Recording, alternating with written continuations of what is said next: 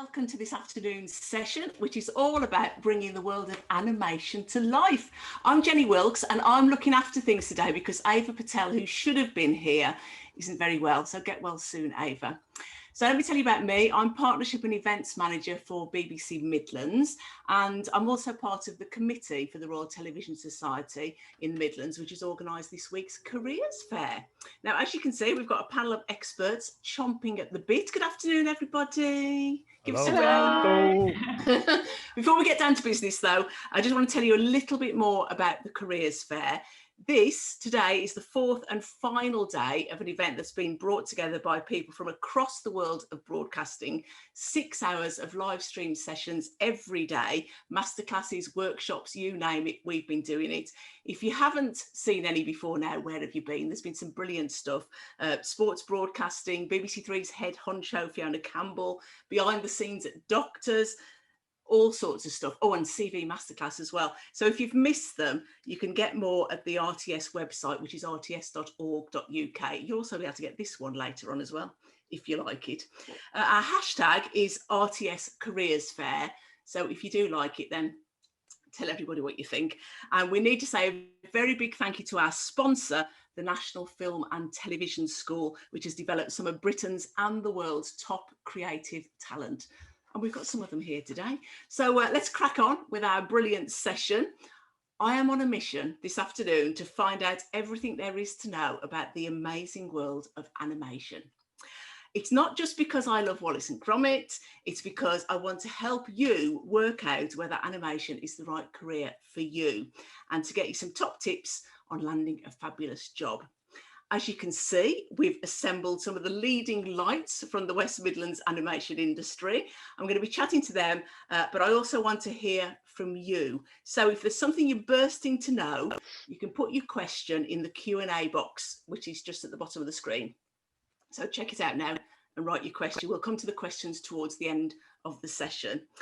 First of all, then, let's meet the illustrious panel that we have before you. First of all, Drew Roper is the owner of Birmingham's Yamination Studios. It's Black Country. He specialises in stop motion. He spends his working day bringing puppets, props and sets to life. He's worked on telecommercials and promos for the likes of the Roald Dahl Estate, Greenpeace and, wait for it, Disney. I know. Next up, it's Rachael Redfern, who heads up the 2D department at Character Shop Animation Studio based in Birmingham's Jewellery Quarter. She got her job after wowing her bosses on work experience, so she is living proof that it can be done. Over the last 6 years, she's worked on everything from adverts to children's telly, so she is a woman of many talents. Next up, it's Jo Dunlop. She started a career in the animation and design effects department at BBC Birmingham, but for many years she's been production manager at Birmingham's Character Shop, same as Rachael. She's responsible for the day-to-day running of the studio, liaising with clients and making sure everything happens as it should. Jo is proof that you don't need to be an animator to get a job in the industry, and she's also involved in recruitment. So do listen up to what she has to say. And last but definitely not least, like a lot of animators, Fraser Ntukula is an all-rounder. He's a freelance motion designer, an illustrator and a visual effects artist. He's recently finished films for HS2, Town Hall Symphony Hall and Birmingham City Council. So he's obviously a man in demand. A very big thank you to Fraser and to the rest of the panel for joining us. And we better crack on. So, first of all, I want to know about your motivation for all of you. Why were you attracted to a career in animation? Were you good at art? Did you love watching cartoons? What was it? Drew, let's start with you. What got you into it? Hello all. Hope everyone's okay. Yeah, I think I just love watching cartoons. I was fascinated by the way, just how imaginative you could be with like just creating any character and making it move and come alive. And so that was my thing. I just love watching cartoons on telly, and now to work in an industry like this is like kind of dream come true, really. Mm-hmm. So that was my thing, yeah. Did you do drawing cartoons as well, or just watching them? No, I didn't actually. I didn't until I was maybe about 19. I didn't really know what I wanted to do when I was at school until I was the kind of kid at class that had the gift of the gab with the mouth, and got You don't somehow, got through like school by just being nice to everyone, and didn't realise it, not realising what I wanted to do until I went to art college at St Carford College, and then that was when I found animation. I was like, hello, like why have I not done this before? So I've always been a massive fan, but didn't really tackle it until I was 19. Although I did play with Action Men until I was about 16. So that was weird. Let's not go there. So you got to art college and then realised that actually your love for cartoons could become a career. Yeah, like I think because at the time when I was a young kid, there was nothing around like this for me locally. So I didn't think it was an industry you could get into unless you're in the States. So yeah, I think it wasn't until I did an art foundation course before then going on to university that I was like, oh, this is quite a big thing. So yeah, it wasn't until I was like late in my teens that I realised that. Yeah. Rachel, what about you then? What got you into it? It was a funny one actually, because I was sort of headed down more of a sciencey route at A level and things, and sort of similar to Drew really. I didn't realise that was a career path you could take. And I remember watching The Corpse Bride when that came out and watching the behind the scenes and just being completely wowed by sort of what goes into those films and just watching things come to life and stuff. And at that point I started looking into animation as a career and went to art school as well and sort of headed down the path that way. But yeah, it was that really, just seeing what went into everything and how exciting that was. And it's similar then, isn't it? So yeah. Jo, what about, how was it for you? Well, I'm quite similar really. I mean, I haven't got a creative role, but I used to love going to cinema, love watching TV and cartoons and stuff when I was growing up, but I just hadn't really considered working in the TV industry or animation as a career choice for me. It just hadn't really occurred to me. And I kind of, it wasn't until I moved to Birmingham in 2000 and happened to live down the road from the old Pebble Mill Studios. And I heard of an opportunity there and I just went for it. But my background was more sort of business. I'd done a business degree in marketing. So it's really sort of more some of the skills that I learned there that are more relevant to my job now, like, planning and marketing and strategy and accounts and law and human resource management, those kind of things. So you're not the hands-on animator, you're the... No, I'm not. I mean, I did graphics at school, but I didn't take it any further than GCSE level. So yeah. Okay. And Fraser, finally, what about you? I think just like everyone else, it was the behind the scenes sort of thing. I remember, I was good at drawing as a young kid, but I remember specifically watching Tom and Jerry and like sort of realizing those are illustrations, but they're moving somehow, and that sort of sparked this curiosity. And I didn't really have an answer until I discovered Flash, which is like really old, and that's the gateway. As soon as that happened, it just sort of derailed everything else, and the focus was sort of pinpointed to animation. But yeah, that's how I got into it really. Oh, brilliant. So you all work in slightly different fields of animation, and we've got some examples of your work to illustrate that. So Drew, let's take a look at your clip first, see what you get up to.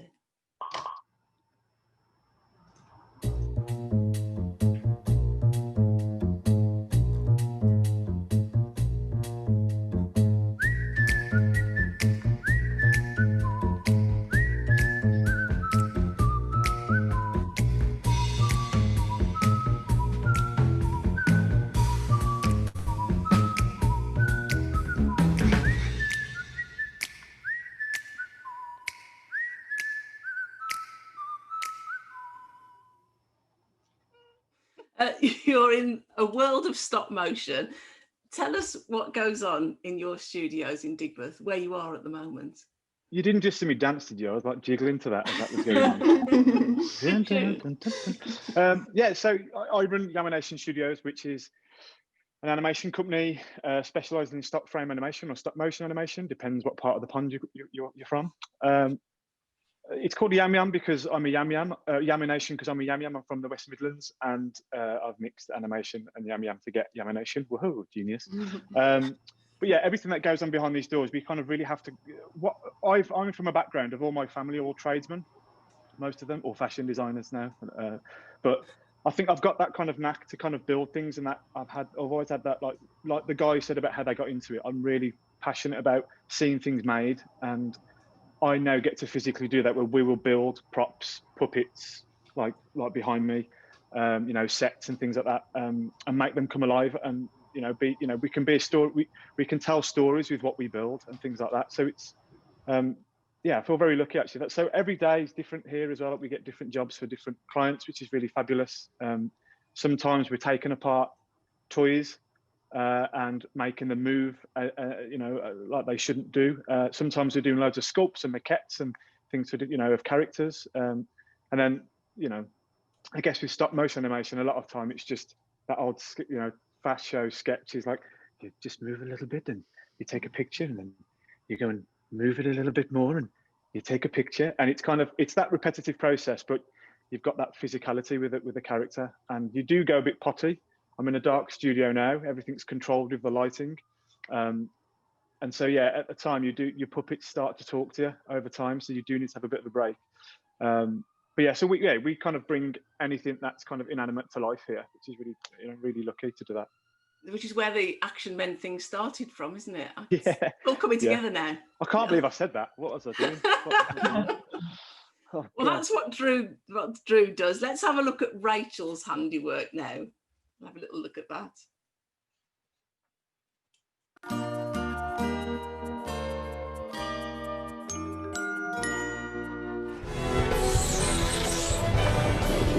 Epic team of holiday heroes, a group of extraordinary individuals. Lucas, Jackson, Grace, Iris, Malik. If by toys you mean highly complex, life-saving gadgets that took me decades to perfect, then yes. You can relax when you visit evanshouseshow.com. Whoa. Where are we?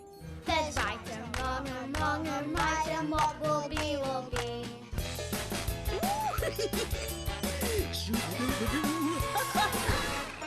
We make every moment magical.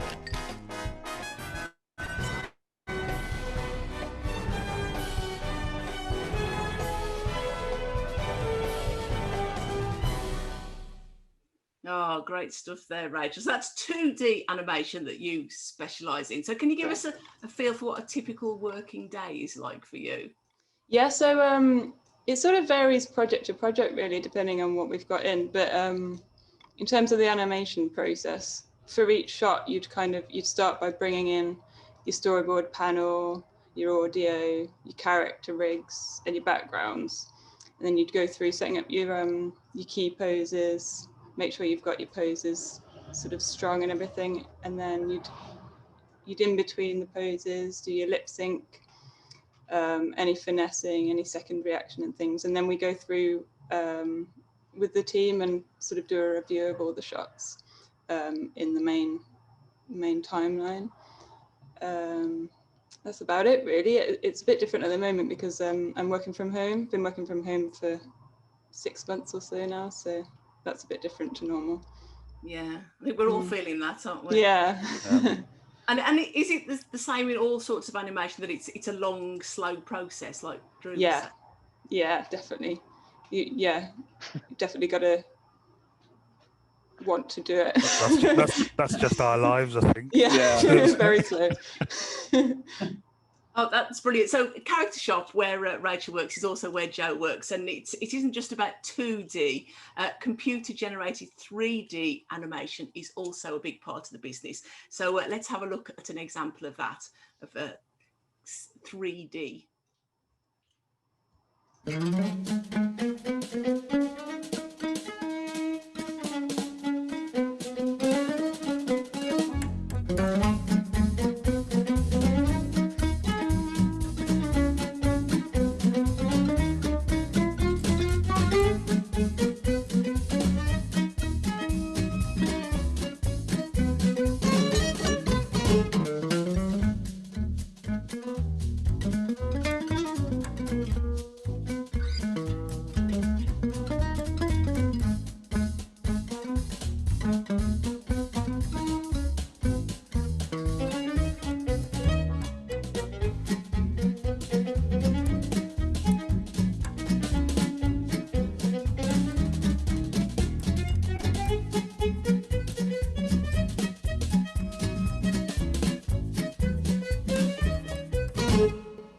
Joe, can you tell us a bit about the CG, the computer generated bit of the business?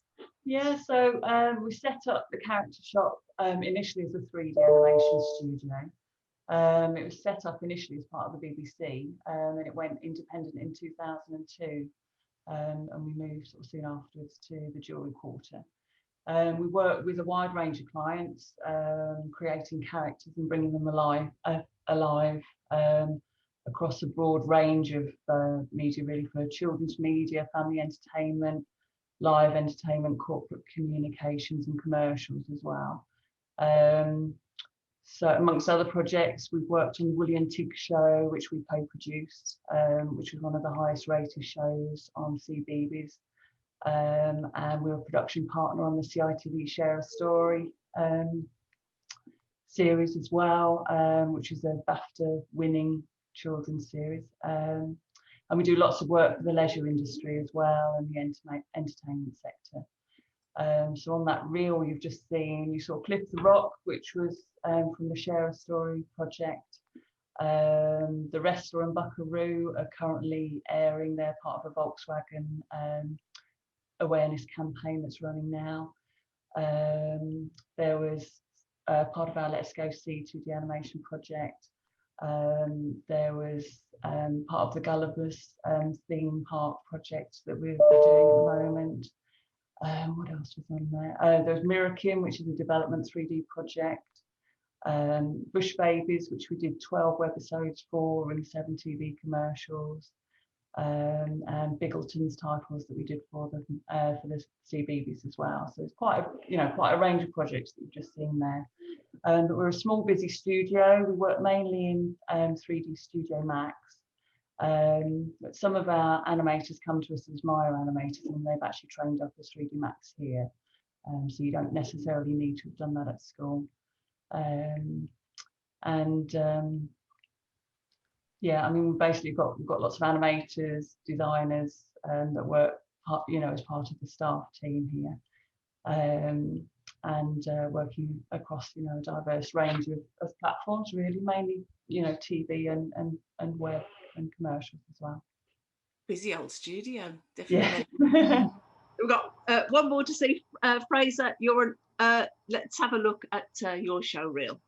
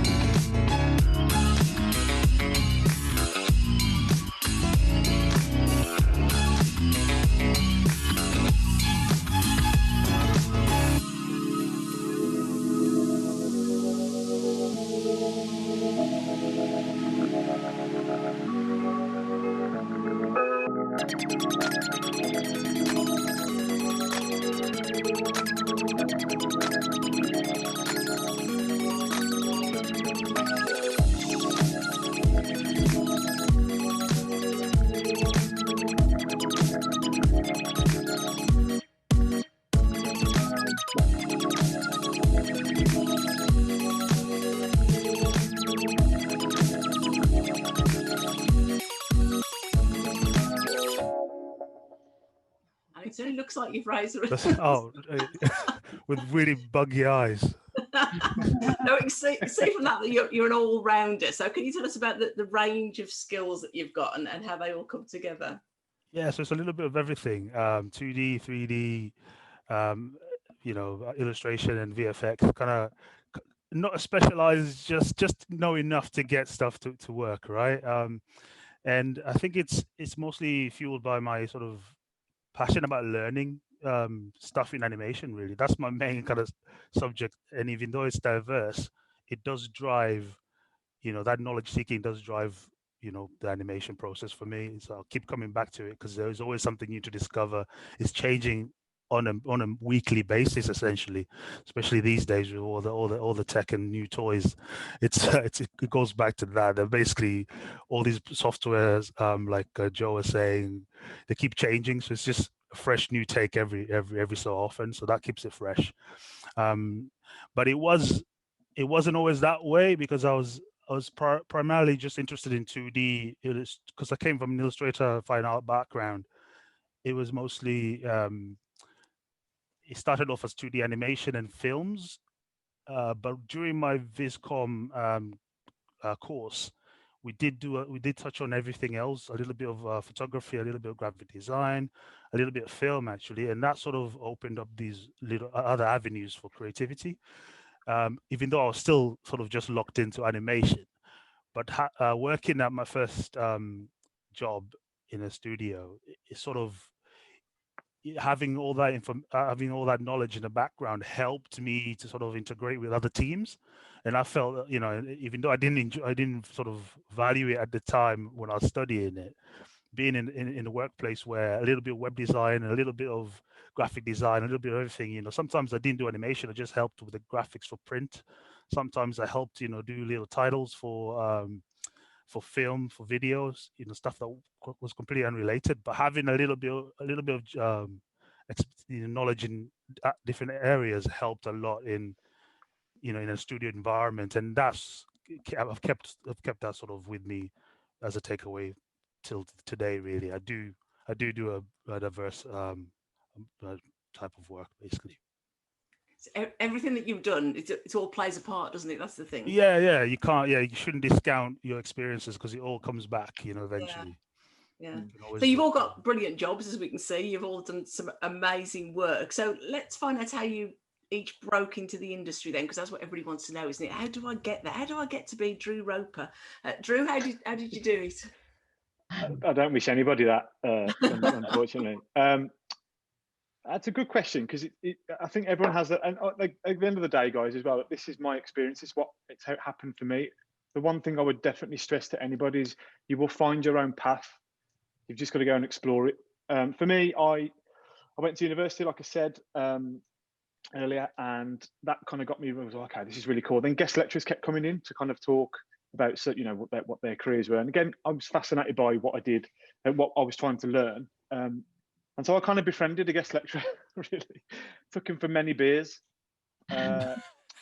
Something you can't do nowadays, obviously, no. with what we're in. So I don't recommend that.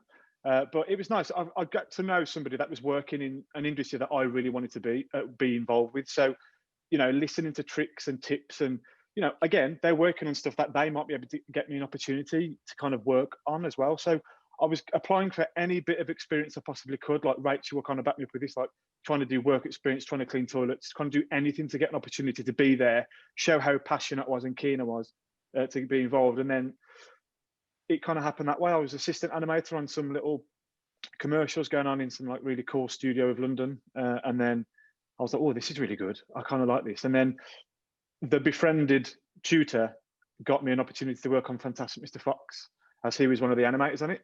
And then that's when my career really, really kick-started, I guess. So I've got opportunities there to kind of work on this as almost like within the production team to kind of help pack down all the big sets and all the puppets and get the studio back to normal, because they were finishing up shooting and they were just finishing off some McDonald's commercials at the time with all of the stuff. So it was really, I was still involved. Not many people were there, but it was still nice to see there was a lot of people there that it was nice to keep in touch with as my career progressed.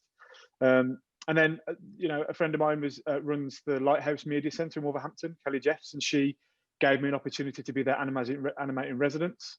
And that's when Yamination really started to think, oh, okay, I've got my own studio. This is dead cool. I mean, I was 22, 21. I had my own studio. I thought, I thought, oh my God, this is cool. And then I play with puppets for a living, which is really weird. So I started to, try and do stuff for clients, and I started organically a studio, but literally just trying to get an opportunity to work in the industry, because it is niche, and in the Midlands it's niche. There's not many of us doing it compared to other regions of the UK. but there are opportunities. So I just tried to battle on myself. And when I wasn't working as a freelancer for somebody else in another production, I was trying to do my own thing for clients for like peanuts, just to get experience, just to get work to put on my show reel. And then I did an animation for a marketing campaign for a fashion brand called Luke. And I won like several awards as a result. And that's what really helped me step up. And I then got an opportunity to do a short film with Sky. And then the studio kind of organically grew, because within the Sky production, I managed to get all the people I worked with on those feature films. I worked on Frank and Meany as well, and I did some experience on Shaun the Sheep. And you keep in touch. What I like as a producer director now, it's all about this for me. It's communication. So I kept in touch with everybody, nagged people, bought them beers with or crisps or pork scratchings, obviously Midlands. I'm sure there's vegan options now for those, but I just kept in touch with people, and those people were coming to the studio. They were helping me out with jobs, and we got commercials as a result of knowing who was with me. And that's how the studio kind of organically grew, really. And then now we were at the custard factory for years, and now we're just outside, but still within Digbeth, within their like estate. And it's kind of organically grew in the past like 10 years. But I have been doing it now for 10 years. It's insane. But I feel very lucky each day, really. World domination. Rachel, what about you? Did beer play an important part for you? No, I don't think it did, actually. Say yes. Yeah, so I kind of found it a bit, I don't know if it's the same now, but when I came out of uni, it's a bit tricky to get your foot in the door when you're just coming out, because I sort of found that all the jobs that I saw posted, they sort of said, oh, junior animator, but you need to have 2 years experience or whatever to get the job. And it's a bit like, ooh, how can I get 2 years experience without being able to get a job?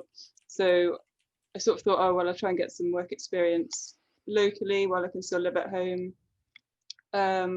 Mark very kindly offered me some work experience at the character shop, and I was just quite lucky that the work kept coming in, so it sort of turned into a more full-time job and then a permanent position. So I was just lucky, really. Just there was the work there for me to carry on and to keep working there. But I think the important thing is that there's not just luck, though, because you're doing it, then you must be good at it. Otherwise, they wouldn't have kept you. So well, hopefully. You want to show that you can do a good job of it. Yeah. From work experience, that she's really good. Yeah, and I think because the character shop sort of it's sort of more of a CG studio. I think because I came from a 2D background, it meant that any of the 2D projects that came in, I had quite a big hand in, or I was able to work on the pre-production of the CG projects and things. So there was sort of that role for me there, being from a slightly different background. Yeah. So Jo, what about you? So you gave us a bit of an idea of this before, didn't you? That you sort of stumbled across it almost. Yeah. I mean, I'd moved to Birmingham back in 2000. I was just looking for my next permanent role while temping. And I just happened to hear of a job become available in the sales and marketing team of the design department at Pebble Mill. And I went for it and got the job, and that kind of moved into more of a production role. It was all restructuring at the time, because it was not long before Pebble Mill was decommissioned. And in the design department, they're also setting up the 3D animation studio. So I was not only working on sort of TV graphics projects, I was also working on 3D animation projects as well. And it just kind of grew from there, really.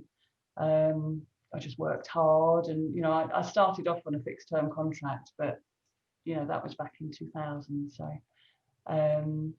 and we left Pebble Mill back in 2002, and we've just celebrated our 18th birthday, so it's been going for a while, really. Must be doing something right. Absolutely. Yeah. Fraser, you're a bit different, aren't you? Because you're freelance, so you're selling your services to everybody rather than being part of a company. So how did you get yourself into that? It's saying now, I didn't start. Well, I sort of started as a freelance, but I didn't really. It wasn't proper. It was sort of freelance in quotation marks. And then I got a job at a studio, which took 2 years of searching, right? So coming off of uni, I didn't really have the greatest portfolio. It was just bits and pieces of tests and things you produce on a module, because you don't have enough time for proper production or something I was happy with. But I did get a chance to work on a couple of short films, which sort of convinced me this is what I wanted to do, right? Being on set as a runner, in fact, helped out with animation, but I helped build some sets and stuff like that, right? But that sort of, I was like, you know what, I love this. I'm gonna keep cracking on with this. And then so I did kind of like Drew, just kept selling some services to whoever I could find, but at the same time just hustling and building my actual first reel. Just working on that, little experiments and projects. And after 2 years of sending constant emails without anyone sort of even replying, Studio in Burton gave me a chance, got an interview, and a little bit like Rachel, I sold my illustration skills. I played to my strengths, and I could fit in that space, because if there was a storyboard that needed to be done, they chuck it at me, even though there was CG and film and everything else. There was something I could sort of differentiate myself on. And then worked at that studio for 5 years and went freelance after, just to move back to Birmingham as well. So it was a bit of a bit of both, and having experience in-house helps as well. Sometimes if you go straight out of uni to freelance, it's a bit of it's like traveling without a map.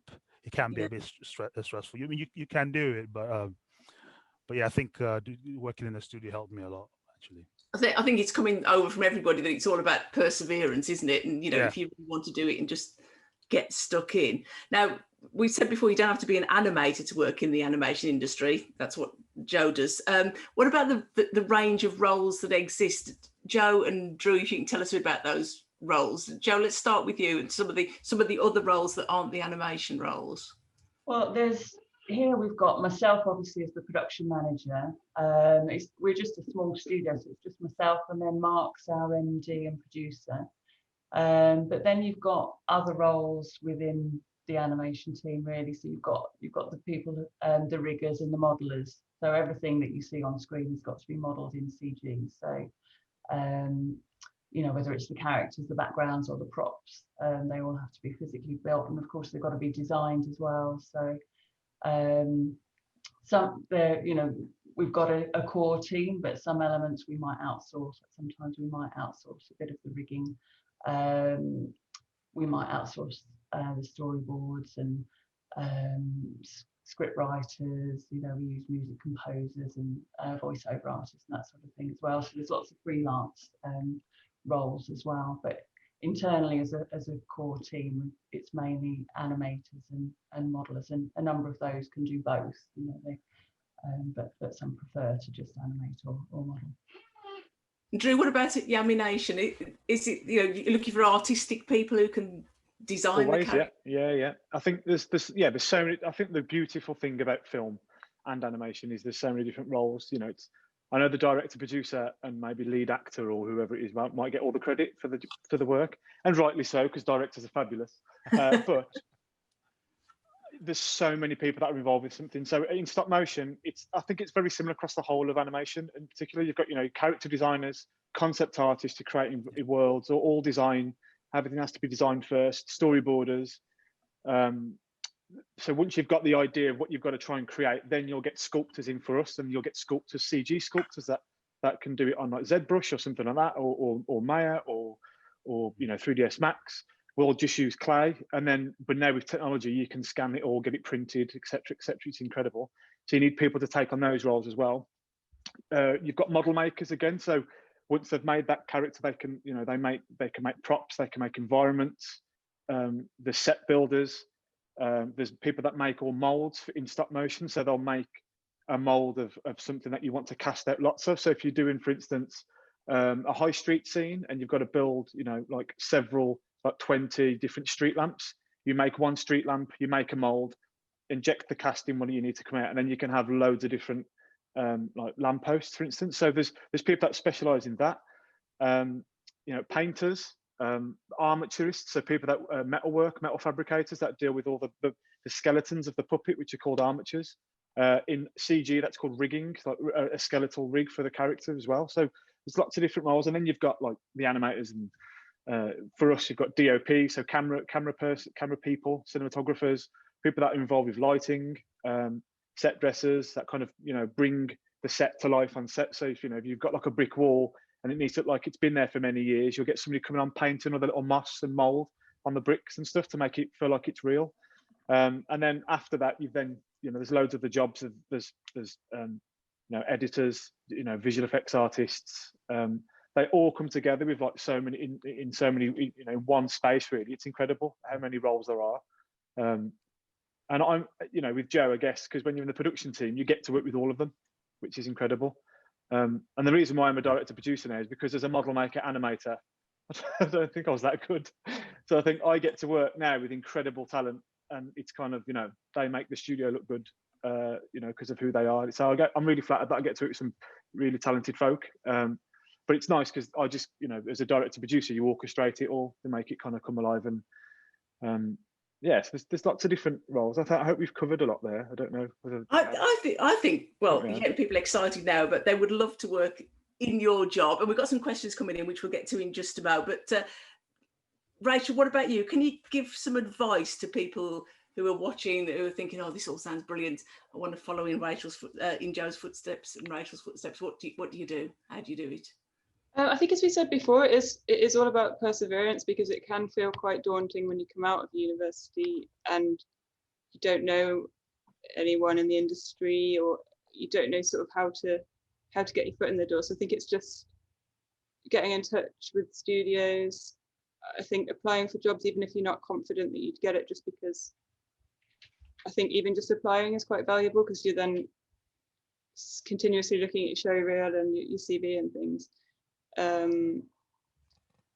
Drawing, just carry on doing lots of drawing, because regardless of what role you're in, I think even if you're not doing traditional drawn animation, having to pose characters or rigging and things, you'll either need to do drawing for that, or you'll need to have a good knowledge of anatomy and posing and things like that. So carry on practicing your drawing. Yeah, I don't know really. I think that's good. I think you've given us a good selection there. Let's go to a couple of questions that we've got from people who are watching. Here's a software question. I don't know who this might be for. Maybe Fraser, I don't know. What software would you advise for starting out in animation? Is that a good one for you, Fraser? Yeah, starting out, I mean, After Effects is your sort of industry standard for general sort of compositing and animation. Flash is still around, but it's Adobe Animate, although these are paid tools, which might be a bit pricey to get on a subscription for. Blender is the new sort of king at the moment because it's free, and you can do both 2D and 3D in it. It will sort of, and there's loads of resources online to just get your hands on it. It's definitely something to look into. I mean, it's shaking up the world. Even us 3ds Max and Cinema 4D users, Maya guys, the big players have been shaken up with Blender's development. It's been kicking off lately, so that's something to look into. Blender. Right, next question. What skills such as acting out performances help with animating characters? Ooh, who wants to have a go at this one? Drew, I think it might be one for you. Do you think so? You need to be an acting out sort of a person. Yeah, I think animators. So I think there's that old quote, isn't there? I think that is it Chuck Jones said, like, animators are actors with pencils. Back in the day when 2D animation was the biggest thing that was the animation to do. There wasn't much stop motion, or if anything at all. There's no CG because of the technology back in the 20s and 30s. So yeah, I think every animator is an actor. They're a closet actor, and that's the thing for me. Like when I was used to animate, I used to do all my acting through my puppets. So it's definitely important as an animator. You're just very intrinsic. We're all a bit weird. We're a bit geeky, us animators. So it's kind of you do find yourself acting out something really weird. We were doing something the other year with Roald Dahl and with the Twits, and I was trying, I was going on the way to a wedding, and my partner was next to me in the car, and I was like in the car, because I said I had a really great idea of how a character facial expression could happen for Mr. Twit, and she's like, "You're what the hell?" And I was like, "I know," but you do find yourself overcome by, like, you want to get as much performance into your characters as possible, so you should act it out. There's something that we called labs, which are like live action video references. So you film yourself doing it, basically. If you can try and get the right frame as well of what you want to try and shoot or draw or see or animate on the computer, that's good as well, because it gives you an actual reference for what position your body will be in as well. But just to get the timing right, it's definitely important to film yourself. Yeah, fully clothed. The next question is a bit of a follow-on. I'm going to give this one to you, Joe. Is it important to understand non-animated TV production techniques? So, what happens in normal telly? Not necessarily if you're going into an animation role. I wouldn't have said as much. I mean, we do quite a lot of production work here as well. We do a lot of green screen, and some of the stuff on the reel, there was stuff shot on location, and then we added character animations to it. So certainly in mine and Mark's roles, we go out on shoots quite a bit. I mean, it all comes in handy. It depends. It depends which project we're working on, really, as to how much that's involved. Like we've done the titles for Giggle Quiz, and actually we're dropping animation into live action backplates. So it's all helpful, and I think really experience of anything that is related, it will all add strings to bow. Yeah. And here's an interesting one. I could ask this for all of you.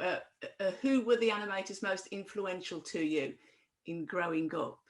Fraser, let me start with you. And we haven't got loads of time, so we'll just try and whiz around quickly. To be fair, no one's coming to mind. It's just a bunch of, no one specific. It was mostly just films, right? Again, analyzing specific shots, man. Another big one for me was Disney's Tarzan. Yeah, it's at the time I didn't know, but it was a combination of 2D and 3D. So that again sort of fed into the same stuff I do these days, right? It was you'd miss it, but there's those vines are 3D, right? And watching that, I was like, that movement doesn't look, it's too perfect, too smooth, stuff like that. So I like Drew was saying, I'm a nerd. I just watch stuff and just make mental notes and then try it on later. So yeah. Was there one somebody for you, Rachel? Yeah, I'm not sure about growing up, but certainly when I was studying, I think Joanna Quinn's animation, I just found that incredible. Just traditional 2D animation, sort of, if you look at that frame by frame, the craft that's gone into it, it's just incredible. Joe, have you got an animator that you like? I know you're not the... No, I mean, I think it was more just watching cartoons in general when I was growing up. The ones that spring to mind are, I don't know, like, grew up watching Scooby-Doo and Wacky Races, and just lots of fun shows that you grew up with. I love Wacky Races. Drew, was there one for you? Yeah, like without a doubt, Walt Disney. I think he... And you are going to be the next Walt Disney, aren't you? Of course. I think, Walt Disney and what that guy has done with all of the crew is incredible, of what they've done as a company. And I think I've always wanted to be Walt Disney growing up, which is really weird, or a footballer, which is totally crazy. And then I had 2 knee operations, so that didn't happen. But I just admired his films. Now, he didn't, in my later career, my earlier career, when I was like a little bit older, in my late teens, I found out he wasn't an animator. He was a producer, director, and he orchestrated a lot of stuff, which is kind of what I'm doing now, which is quite nice, really. I'm not trying to compare myself to him at all, but I think I've always been admired by his films and what they did there, and that kind of lovely family, entertainment, lovey-dovey, everything happy place type thing. It's really nice to have, because the world is sometimes not very nice. It's nice to kind of lose yourself. So I've always been admirer of his work. Animator-wise, again, I guess this should help with me, like what Rachel said about my later career, earlier career, but later in life. I'm just a huge fan of what Aardman do with Wallace and Gromit, and what Nick Parker's done, and Pete Lord, and with Morph and Dave Sproxton. I think when they started that was really cool. I watched those shows growing up as a kid going, I would love to do this. And then as a kid, I'd watch like Fireman Sam, all in stop motion, and Postman Pat. And then ironically now I'm working with all of these guys, which is incredible. So all those guys, you know, yeah, they all kind of inspire you along the way. It's, you know, the one thing is like every day is a school day. You always learn something, no matter what your age. And I think always try and learn, and try and just be inspired by what you see around you. And I think I try and do that. And and it's people now rather than years ago. It's still people. That's a good summary. I think you just answered what I was just going to ask you, which is one of the questions that says, what's the best advice you've been given, which is really good. We're nearly out of time, but let me just go to the others. Joe, best advice you've been given, and how can we impress you if, you know, you look at the CVs, what can we do, or the show reels? Well, I'd say keep them short, just include your best work. For us, you know, if you're going for an animation role with us, probably good to have a look at our website and just see what other kind of projects we do. It's always good to, you know, include some sort of a bit of lip sync if you've got any bipedal quadruped animation as well, so you can see that. Include some good sort of action shots and some energy in your animation as well. I'll be looking for that. And then if you're going for a sort of a storyboard or character design role, you know, we get online portfolios, or you know, it might just be some PDFs, but it's really sort of the quality of the work that we're looking for, and they send it through. Brilliant, thank you. Rachel, just quickly, some advice from you, best advice you've been given that you'd like to pass on? Oh, that's a tricky one. I'm not sure about that, actually. I can't think of anything off the top of my head. Be good at be good. Do your best. Be the best person. Be nice. I think actually being nice is actually really important, because a lot of the freelancers we sort of hear about them through word of mouth. So I think the more you can be really friendly and be really hardworking, people hear about that when you're applying for jobs, especially obviously in the Midlands, as Drew said earlier, there's sort of quite limited opportunities, so you get the same people sort of in different studios. So yeah, be nice. Be nice. Fraser, I'm going to leave the last word to you. Right, so I do have I prepared a quote from Neil Gaiman, which actually ties up what everyone's just said. Right, it goes, you get work however you get work, but people keep working in a freelance world, and more of today's world is freelance, because their work is good, because they're easy to get along with, and because they deliver work on time. And you don't even need all three. 2 out of 3 is fine. People will tolerate how unpleasant you are if your work is good and you deliver it on time. People will forgive the lateness of your work if it is good and they like you. And you don't have to be as good as everyone else if you're on time. And it's always a pleasure to hear from you. But better still, be nice. Just be nice. So we've completely run out of time, but a massive thank you to all of the panel for sparing your time in your really busy schedules. I know you're really busy. Thanks to everyone for watching. I hope the sessions helped you, and maybe you might be going to a career in animation. Remember, #RTS Careers Fair to tell us what you think. And if you've missed any sessions, go to rts.org.uk and you can find out all the stuff for the Careers Fair through the week. There's been some great stuff. There's a great innovation technology one coming up at 3 as well. Thank you all ever so much. Stay safe and goodbye.